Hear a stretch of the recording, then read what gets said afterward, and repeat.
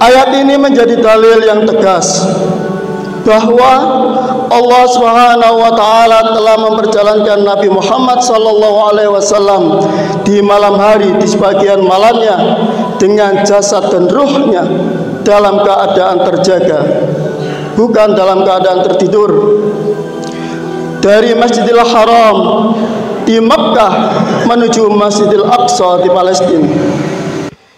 Innal hamdalillah nahmaduhu wa nasta'inuhu wa nastaghfiruh wa na'udzu billahi min sururi anfusina wa min sayyiati a'malina may yahdihillahu fala mudhillalah wa may yudlilhu fala hadiyalah. Asyhadu an la ilaha illallah wahdahu la syarikalah wa asyhadu anna Muhammadan abduhu wa rasuluh. Allahumma salli wa sallim ala nabiyyina wa rasulina Muhammadin sallallahu alaihi wasallam wa ala alihi wa ashabihi wa man tabi'ahum bi ihsanin ila yaumiddin. Ya ayuhan nasu taqu rabbakumul ladzi khalaqakum min nafsin wahidah wa khalaqa minha zawjaha wa batha minhuma rijalan katsiran wa nisaa'a wattaqullaha alladzi tasaaluna bihi wal arham innallaha kana 'alaikum raqiba. Ya ayyuhalladzina amanu taqullaha haqqa tuqatih wa la tamutunna illa wa antum muslimun. Ya ayyuhalladzina amanu taqullaha wa qulu qawlan sadida yuslih lakum a'malakum wa yaghfir lakum dzunubakum wa may yuti'illaha wa rasulahu faqad faza fawzan 'azima. Amma ba'd. Ma'asyiral muslimin rahimakumullah. Marilah kita panjatkan puji syukur kepada Allah Subhanahu wa taala yang telah menganugerahkan berbagai nikmat yang tidak ada batasnya kepada kita semua. Semoga salawat dan salam senantiasa terlimpah untuk Nabi kita yang mulia, Nabiullah Muhammad sallallahu alaihi wasallam, kepada keluarganya, para sahabatnya, dan siapa saja yang mengikuti sunnah beliau dengan sebaik-baiknya, secara tulus ikhlas dan penuh kesabaran. Ma'asyiral muslimin rahimakumullah, kami wasiatkan kepada diri kami pribadi dan jamaah salat Jumat sekalian, marilah kita senantiasa berusaha bertakwa kepada Allah Ta'ala dengan benar-benar takwa dimanapun kita berada, semaksimal kemampuan yang kita miliki sebagai manusia biasa.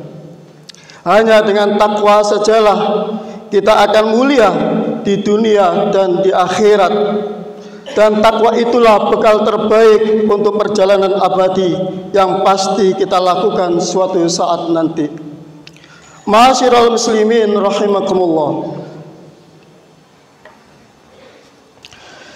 Allah Subhanahu wa taala berfirman dalam surah Al-Isra, yang mana surah ke-17 ayat pertama, A'udzu billahi minasyaitonir rajim. Bismillahirrahmanirrahim. Subhanalladzi asra bi 'abdihi lailan minal masjidil haram ilal masjidil aqsa alladzi barakna haulahu linuriyahu min ayatina innahu huwas samiul basir. Yang artinya, Maha suci Allah yang telah memperjalankan hambanya yaitu Muhammad pada malam hari dari Masjidil Haram ke Masjidil Aqsa yang telah kami berkahi sekelilingnya, agar kami perlihatkan kepadanya sebagian tanda-tanda kebesaran kami. Sesungguhnya Dia Maha mendengar dan Maha melihat.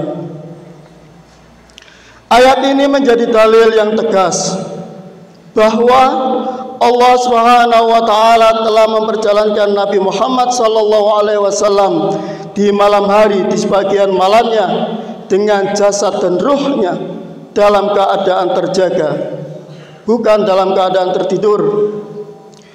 dari Masjidil Haram di Makkah menuju Masjidil Aqsa di Palestina. Di negeri kita, peringatan Isra Mi'raj ini diperingati setiap tanggal 27 Rajab. Sebenarnya terdapat banyak perbedaan pendapat di kalangan ulama tentang masalah ini. Di dalam kitab Sirah Nabi Ar-Rahiqul Makhtum karya Syekh Safiyur Rahman Al-Mubarakfuri disebutkan ada 6 pendapat tentang waktu terjadinya Isra Mi'raj. Yang pertama, pada tahun Nabi Muhammad SAW diangkat menjadi nabi. Dalam hal ini yang menguatkan adalah Imam At-Tabari. Yang kedua, 5 tahun setelah kenabian. Dalam hal ini yang menguatkan adalah Imam An-Nawawi dan Al-Qurtubi. Yang ketiga, pada malam 27 Rajab tahun ke-10 setelah kenabian, Al-Alama Al-Mansur Fauri memilih pendapat tersebut.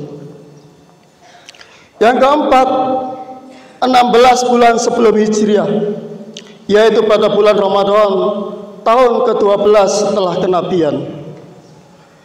Yang kelima, 1 tahun 2 bulan sebelum hijrah, yaitu bulan Muharram tahun ke-13 setelah kenabian.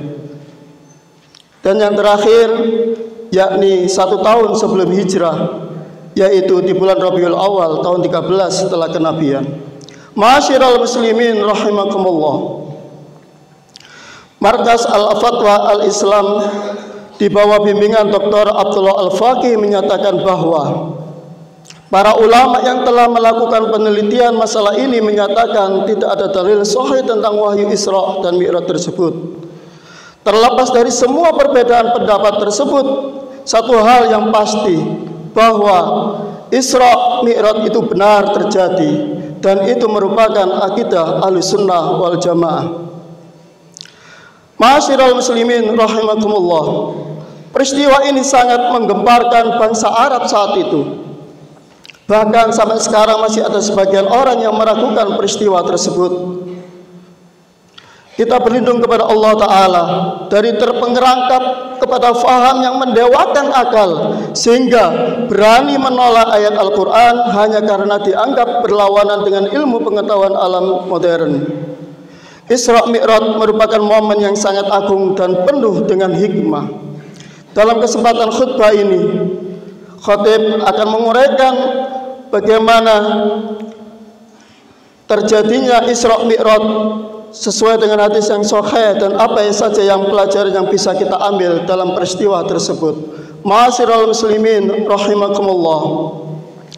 Dalam perjalanan Isra Mi'raj banyak hal yang dilihat dan dialami oleh Nabi.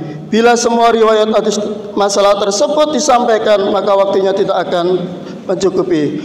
Maka kami sampaikan apa yang sudah kami rangkum dari sebuah kitab.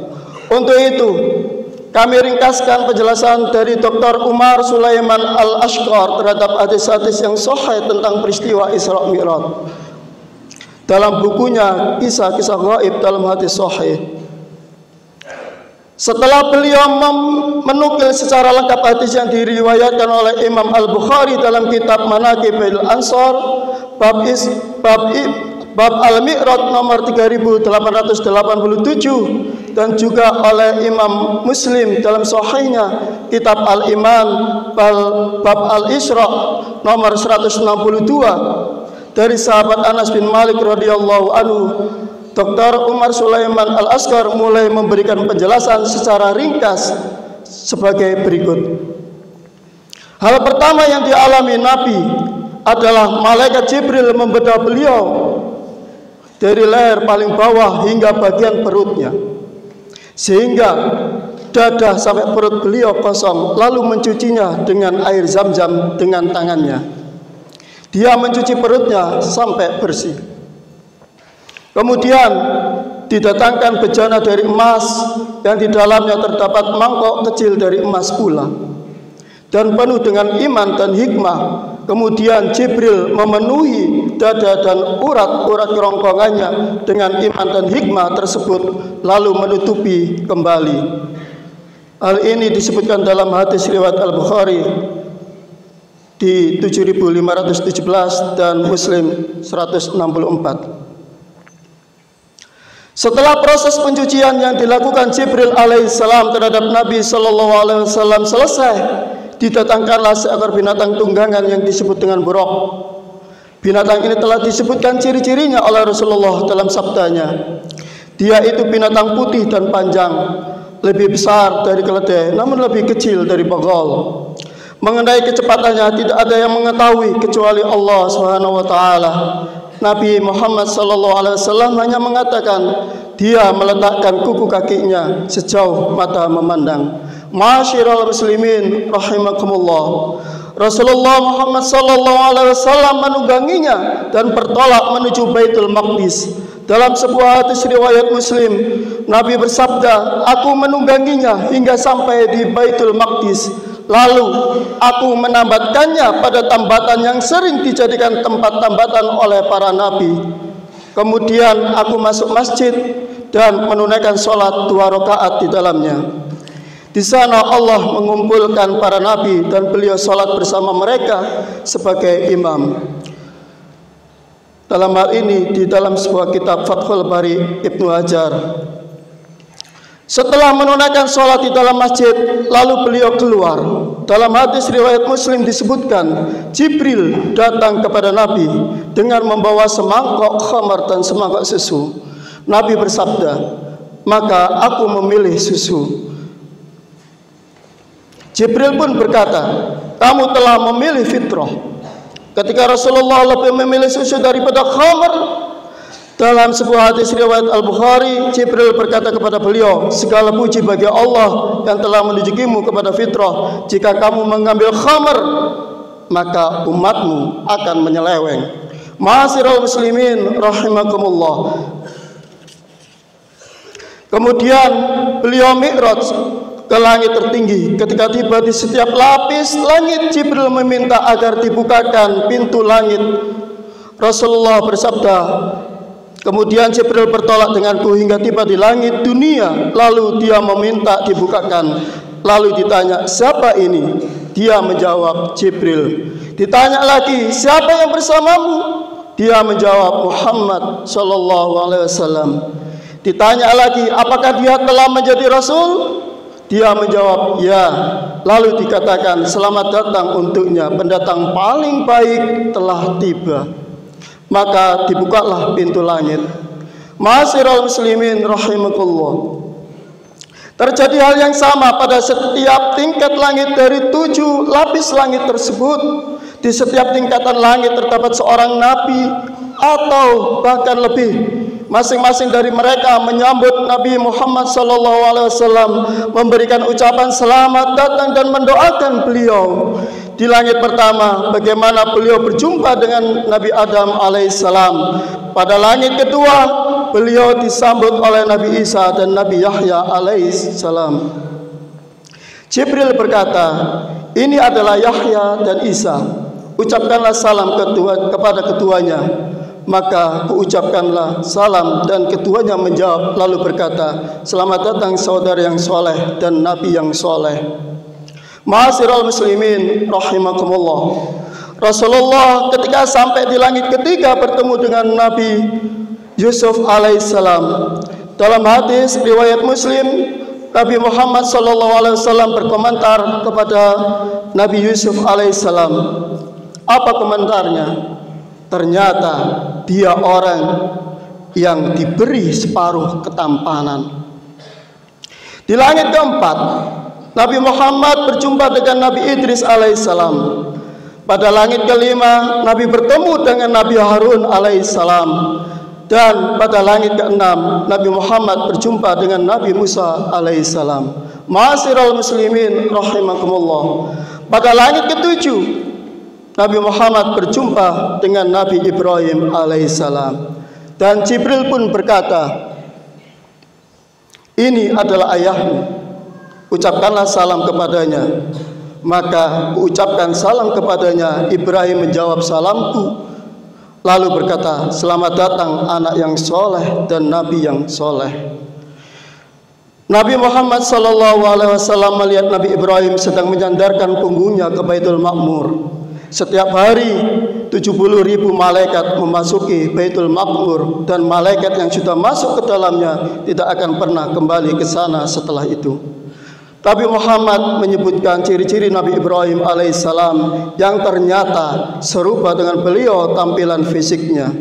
Kemudian Rasulullah SAW dinaikkan hingga ke Sidratul Muntaha, yang mana Sidr adalah nama pohon yang banyak dikenal di kalangan orang Arab. Namun ini jenis pohon yang lain, buahnya seperti jambangan dari kota Hajar, yaitu sebuah kota di Bahrain, dan daunnya seperti telinga gajah. Rasulullah SAW melihat 4 buah sungai di pangkal Sidratul Muntaha. 2 buah sungai dan 2 sungai Zahr. Jibril menerangkan bahwa 2 sungai batin adalah 2 sungai di surga, sedangkan 2 sungai zahir adalah sungai Nil dan Efrat. Ma'asyiral muslimin rahimakumullah, di Sidratul Muntaha Rasulullah melihat Jibril dalam wujudnya yang asli. Jibril memiliki 600 sayap sebagaimana disebutkan dalam hadis riwayat Bukhari dari Abdullah bin Mas'ud radhiyallahu anhu. Setelah di Sidratul Muntaha, Rasulullah SAW dimasukkan ke dalam surga. Di surga tersebut Rasulullah melihat sungai Kausar yang Allah berikan kepadanya. Ma'asyiral muslimin rahimakumullah. Setelah itu Allah memfardukan sholat kepada beliau dan umatnya 50 kali sehari semalam. Ketika beliau melewati Musa alaihissalam, Musa bertanya tentang apa yang diperintahkan kepadanya oleh Allah. Maka Nabi menyampaikan perintah tersebut. Musa alaihissalam mengatakan, umatmu tidak akan sanggup dalam sholat 50 sehari. Demi Allah, aku telah mencoba semua orang sebelummu. Nabi Musa meminta beliau kembali menghadap Allah dan meminta keringanan untuk umatnya. Lantas Rasulullah kembali menghadap Allah dan dikurangi 10. Lalu Nabiullah Muhammad kembali kepada Musa alaihissalam, dan Nabi Musa mengatakan sebagaimana tadi, dan Nabi kemudian kembali menghadap Allah SWT. Hal tersebut berulang kali hingga menjadi 5 kali sehari. Ketika Musa alaihissalam meminta Nabi Muhammad SAW untuk kembali minta keringanan, Nabi berkata, aku sudah memohon kepada Allah sehingga aku merasa malu, aku sudah ridha dan menerima. Ma'asyiral muslimin rahimakumullah, ketika Rasulullah berlalu, ada suara yang menyatakan, aku berlakukan kewajiban dariku dan aku berikan keringanan kepada para hambaku. Saat Rasulullah menyampaikan kepada masyarakat Quraisy apa yang beliau alami pada malam Isra Mi'raj, maka mereka mendustakan Nabi Muhammad SAW. Sebagian dari orang Quraisy yang pernah ke Baitul Maqdis bertanya kepada Nabi tentang ciri-ciri Masjid Baitul Maqdis. Dalam hadis yang diriwayatkan oleh Al-Bukhari dan Muslim dari Jabir bin Abdullah radhiyallahu anhu, dia mendengar Rasulullah bersabda, ketika orang-orang Quraisy mendustakanku, maka aku berdiri di Hijr, kemudian Allah memperlihatkanku kepadaku apa itu Baitul Maqdis, sehingga aku mulai menyampaikan kepada mereka ciri-cirinya dengan melihat kepadanya. Barakallahu li wa lakum fil Qur'anil azim, wa nafa'ani wa iyyakum bima fi minal ayati wa dzikril hakim, wa taqabbalallahu minni wa minkum tilawatahu innahu huwas samiul alim. Aqulu qawli hadza wa astaghfirullahal azim li wa lakum fastaghfiruhu innahu huwal ghafurur rahim.